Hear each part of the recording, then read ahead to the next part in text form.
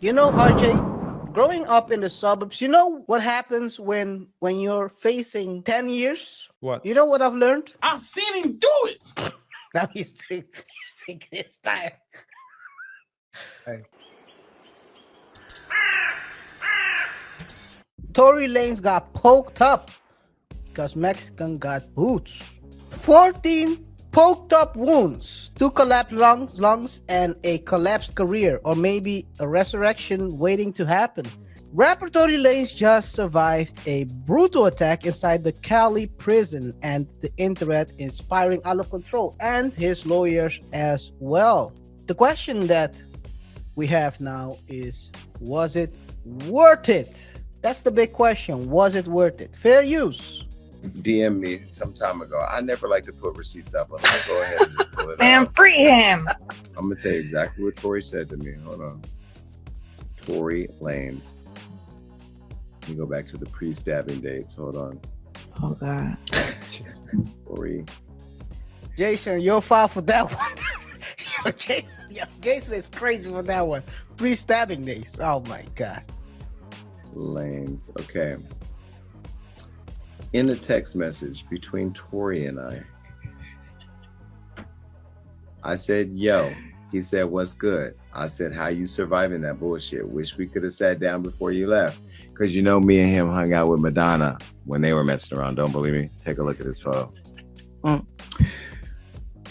I said, do you have a number? He said, what's yours? Let me move on to the text messages now. Then we started to text message each other. I said, I need to come in there and get an interview, LOL. He said, I can't say exact days, but I know I'll be home this year. I said, how long you been gone? I'm so confused by your case. He said, actually, I have a crazy plan when I get back that I think you should know and be a part of, because I'm only going to do one interview. And he said he's been gone 2.5 years. I said, I want to be a part of that plan. He said, it's honestly a bunch of suppressed evidence that was kept away from me during trial. I said, Wack told me that, but didn't say what. He said, like, through trial, they keep saying it was inconclusive on the gun DNA, but I always knew I never touched the gun. So I asked my lawyer to retest it. And sure enough, I was 102% excluded completely from everything, just like I said. I said, well, why didn't you just say who did it? Fuck doing time for something you ain't do. He said, I took the rap for Kelsey, never wanted her to go to jail, and I never wanted Megan to get hurt or anything. So in me stopping her from getting shot, I got the raw deal. Crazy how life get. I need to come in there and life works. And to think they made me the poster boy for the unprotection of Black women, when in all honesty, I protected 2 Black women, one from getting shot and one from going to jail. Never said nothing in 8 to 10 years for them to live. It's a crazy, crazy place we live in. I said, but why you ain't just say that? Nigga, when I got shot, I told. And he said, I lost my mother at 11 years old. I couldn't sleep with myself. I was the reason for taking a mother away from her kid. I just couldn't do it. And she doesn't know. She Convicted for 10 years. He's been in prison since 2023. So this is just a bit more than 1.5 years later. He's fighting for his life, both in court as in jail. Let's discuss this, Ajay, because I think this is crazy. Ajay, this is crazy. Yeah, this is crazy, and the signs were there, KaiR, and a lot of people were confused as to how things went down. And as Cat Williams said in his now very famous Club Shay Shay interview, that there were 2 people there, and if you didn't do it, then you did. So that either you or it's me. And so, I mean, and guys, remember to rate the show by pressing the like button, follow us on our socials, and don't forget to subscribe to the channel. Stay tuned for our newsletters where we will share links with similar videos, viral moments, and so on. But yeah, understand the whole mother part, taking a mother away from her child. Understand that makes you feel some kind of way. But hey, you know what's more important than that, KaiR? My life. So, what? You know, RJ, sometimes I'm very happy that I didn't grow up in the streets. I grew up in the suburbs, away from this kind of mentality, because it's like don't tell. It's that don't tell policy. And guess what? Now you're getting poked up because you protected someone. Maybe he still thinks it's worth it. I don't know. But RJ, the thing is this. So how do you want to get, so this is what I think is very weird about this case. And by the way, they didn't file, according to their lawyers, there is clear proof that he was innocent, and now they came forward with the bodyguard who has statements and all that stuff. Why didn't they bring this up in court? Why did they bring this up during the trial? You're saying, by the way, I heard about the inconclusive stuff. So that story alone is kind of weird. So this is what I heard about that inconclusive. During the trial, the prosecutor did, of course, their research and their investigation. They had an expert look at the blicky, and it came across as inconclusive. You know what? What do you do as the defense, RJ, in that situation? During the trial, if you know that it's being said that your client held the blicky and he says he didn't, what do you actually do? Usually, you're not a criminal lawyer, but you can say something about the logic behind it. Wouldn't it be logical to also do your own investigation, have your own expert test the blicky for fingerprints? Or yeah, usually yes, but KaiR, his intentions were already to take it. Oh, I don't know about that. We take the yeah. Okay, Jesus. Why do you guys gotta catch your mind out of the gutter, man? What's wrong with you people? No, but that was his intention all along. So yeah, probably. And I think he probably thought that he could beat the case, because technically speaking, two people, so everyone could. That's the thing about criminal law. You can't say, hey, it's you or it's him, it's her. Technically speaking, there can be three people. It has to be one of the three people, but you don't have evidence to prove one of the three people.